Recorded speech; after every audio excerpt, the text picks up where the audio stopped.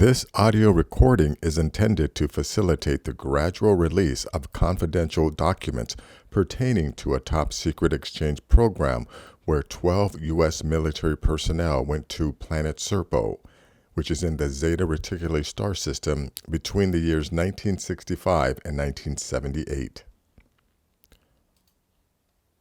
This is posting 12 by Anonymous. Note by Bill Ryan. This posting was sent directly to myself and was not sent to Victor Martinez. It is presented below verbatim. Nothing has been added or edited. Typos have not been corrected and all the formatting has been retained. I dreamt of Earth. I really had some vivid dreams of Colorado, the mountains, the snow, and my family. It was as if I was really there. I had no worries and never thought of my situation inside the foreign spaceship. Then I awoke. I was confused and disorientated. I was in a bowl. Well, it looked like a bowl to me. I don't remember how I got here. My first thought was to my crew. I pushed open the top of this glass bowl and it opened. I heard a hissing sound coming from the seams or seals. I looked around and I saw that I was inside a room. Not a room I remember, but all of us were inside these glass bowls. All the other crew members were asleep. I climbed out and realized my legs were really sore, but I climbed out and went to each glass bowl and checked on the crew. I found only 11 of us. Somebody is missing, but who? I am so confused. I am also very thirsty. I can't find any of those water bottles. We had some, but I can't find any. My eyes are really having a problem focusing, but I'm writing this in my log. I have to record everything. I found number. He is alive. Who is missing? I have to look at each bowl. This room is large. The ceiling looks like bed mattress. The walls of this room are soft. Not very much in this room except for the bowls and some tubes running from the bowls to the floor. I see lights flashing on the bottom of each bowl.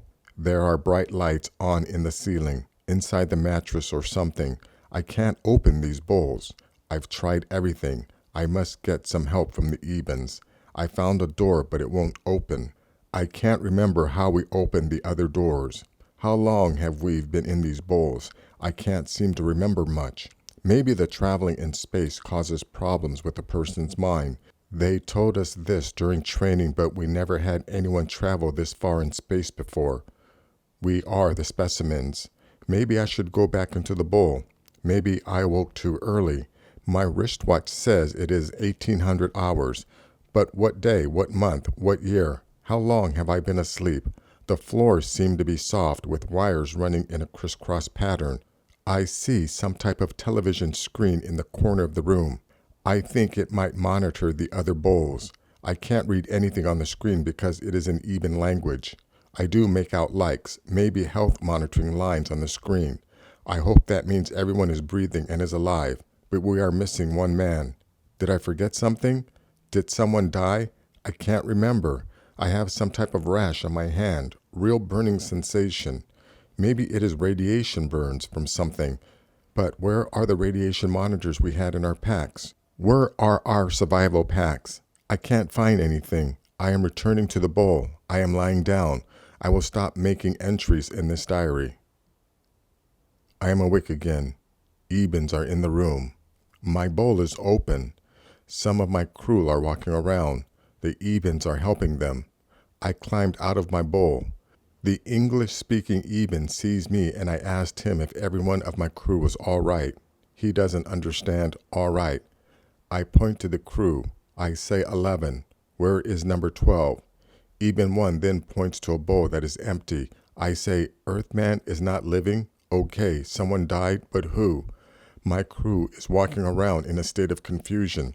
I can't get anyone's attention. They look like the living dead. What is wrong with them? I asked Eben 1 what is wrong with them. Eben 1 replied, space sick, but will not be sick soon. Okay, that makes sense.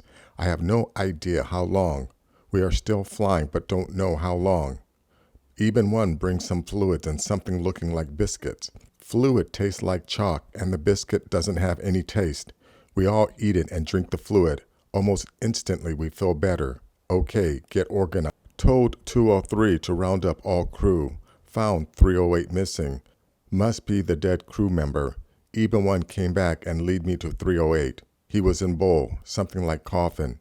700 and 754 will examine 308. EBE1 cautioned us no to take 308 out. Don't understand the caution. 700 and 754 is here. I try to tell EBE1 these guys are our doctors and must examine 308. EBE1 says no because of infection. I guess 308 must have had some sort of infection and it could be contagious. But is 308 dead? Don't know.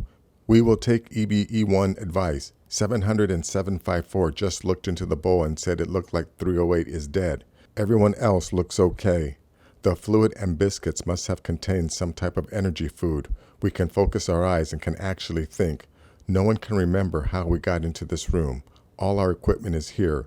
Everyone is concerned about our status. EBEs are friendly but won't tell us much. 899 is concerned with being locked into a room. 633 and 661 thinks we should be keeping busy. I agree. I order everyone to get their packs and ration belts, inventory everything inside and see if something is missing. That will occupy the team for some time. My wristwatch says it is 0400, but what day, date, don't know. Very strange not being able to gauge time. We have no reference inside this room or this spaceship. The year clock that we brought will be unpacked once we get to the stowed gear. We don't know where that is. All crew inventoried packs and ration belts. Everything is accounted for. 899 wants to arm himself with handgun. I said no, we don't need guns.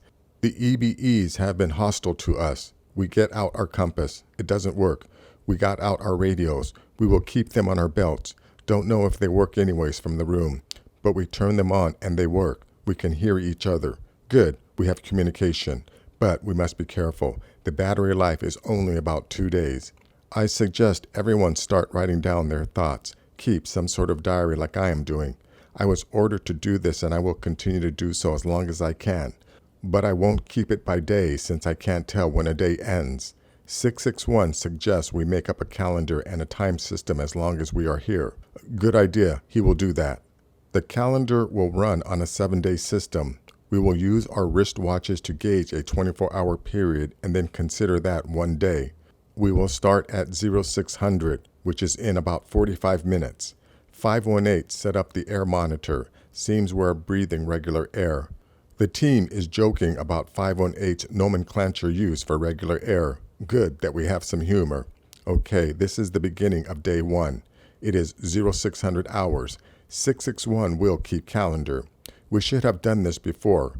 We have no idea how long we have been inside the spaceship, how long we have been traveling. Didn't we get into the command station? Maybe I dreamed it. I can't find the first part of my diary.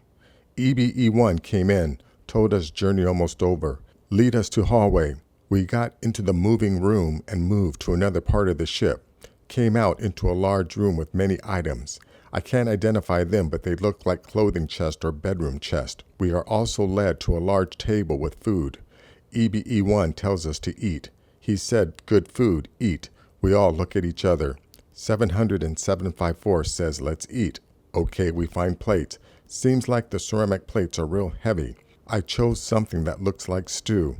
I then got a biscuit, same as we ate earlier. The drinks were in a metal container, same fluid we drank earlier. We all ate. Very little taste in the stew. Something like potatoes, maybe cucumbers, some type of stems. Not really bad. The biscuits taste the same. Everyone sat and ate. We found something like apples but didn't taste like apples. Sweet and soft. I ate one. Leaves an aftertaste in my mouth. Team looks happy. Some are joking about not having any ice cream. Okay, the MVC is in the room. First time we saw him. He speaks through EBE1. The language really bothers my ears. The high-pitched sounds and then the vocal tones sound very strange. EBE1 tells us MVC wants us to prepare for landing. Okay, how do we do that? We must get into ballroom and get in bowl. No one wants to do that, but if we have to, we will do that. We must go into ballroom and get in bowl. No one wants to do that, but if we have to, we will do it. We are led back to moving room and travel back to ballroom. We climb into bowl. Some use pot for relief of our bowels and bladder, then climb into bowl. The lid's closed, but we are awake. Just lie there. I fall asleep. The bowl lids have opened. My wristwatch says 1100. I guess it is still day 1. We climb out. EBE1 is at our side. He tells us, landing home. Okay, I guess we are here. We gather our gear. 700 reminds us to wear our sunglasses once we exit. We pack up and walk down a long hallway, then into another moving room. We travel for about a minute. Then door open. We are in large room. We see our stowed gear. Large room. Many smaller spaceships stored here. A large door opens. Bright light. We see the planet for the first time. We walk down the ramp. Large number of Ebens waiting for us. We see a large Eben, largest one we have seen yet. He comes forward and starts speaking to us. EBE1 translates a welcome message from the leader. I guess this guy is the leader, about 1 foot taller than the others. The leader tells us we are welcome to planet. He called it something we do not understand. EBE1 isn't doing a good job translating, but we are led to an open arena. Looks like a parade field. The ground is dirt. Looking up, I see blue skies. The sky is clear. We see 2 suns, one brighter than the other. The landscape looks like a desert, Arizona or New Mexico. No vegetation that we can see. There are rolling hills, but nothing but dirt. This must be the central village or town. We landed in an open area with large structures like electrical towers. Something is sitting on top of these towers. On the center of the village is a large tower. Looks like a concrete structure. Very large, maybe 300 feet. Looks like a mirror is placed on top of this tower. All the buildings look like adobe or mud huts. Some are larger than others. Looking in one direction, can't tell any actual compass readings, but there is a very large structure. All the Ebens are dressed in the same clothing, except for some of the Ebens who are on the spaceship. Now I see others dressed in a dark blue outfit, different from the others. Each Eben is wearing some type of box on their belt. All have belts. Can't see any children, but maybe they are the same size too. Our boots leave an imprint into the soil. The brightness is almost too much for our eyes without sunglasses. Looking around 360 degrees, I see buildings and barren land. Can't see any vegetation. I wonder where they grow their food. What a planet. Hard to believe we will have to live 10 years here, but a journey of 1,000 miles begins with 1 footstep. Can't remember who said that, but that just came to mind. But large numbers of Ebens are welcoming us. They seem friendly. Then, almost shocking us, someone speaks English. We all look around and see an Eben. This Eben speaks very good English. This Eben, we call EBE2, speaks almost fluent English, with exception of not really pronouncing the letter W, but EBE2 does a good job speaking English. EBE2 says we are welcome to the Planet Serpo. Okay, that is the name of this planet. EBE2 shows us a device and tells us every one of us must wear it. It looks like a small transistor radio. We put it on our belts. The weather is extremely hot. Asked 633 to take temperature. 633 says it is 107 degrees, very warm. We take off our top jackets and leave us with one-piece flight suit. The Ebens looks at us but seem very friendly. Some are wearing some type of shawls. I ask EBE2 about that. EBE2 says they are females. Okay, I see. They all look alike. Really hard to tell one apart except for uniform. Some have different colored uniforms. I asked EBE2 about that. EBE2 says military uniform. Okay, that makes sense. EBE2 leads us to a series of huts looking like adobe-style houses. There are 4. Behind them is an underground room or storage area. It is built into the ground, underground. We have to walk down a ramp. The door looks like a military igloo that stores our atomic bombs on Earth. All our gear taken off the spaceship is stored there. We walk down into this area. Very large room, very cool, a lot cooler. We might have to sleep here. All our gear is there. 16 pallets of gear. This igloo is made up of something like concrete but not the same texture. Feels like soft rubber but still hard.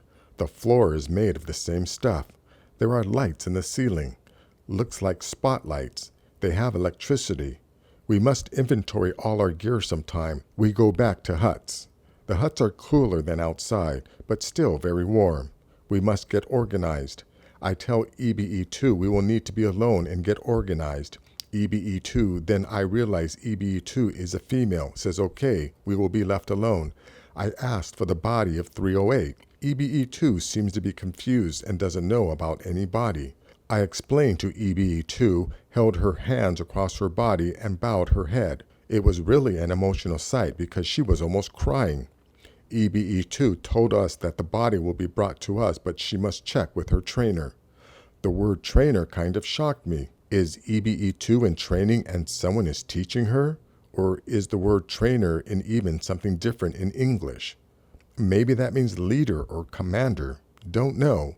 But EBE2 left. I told 203 to gather everyone in the lower storage area. We will have a team meeting. 633 suggested we start the calendar as of today. It is 1300 on our day 1 on Planet Serpo. And that is the end of this video. If you enjoyed this, please give this a thumbs up. Please share this video. And if you're new to the channel, please subscribe. I'll have more things like this. Take care.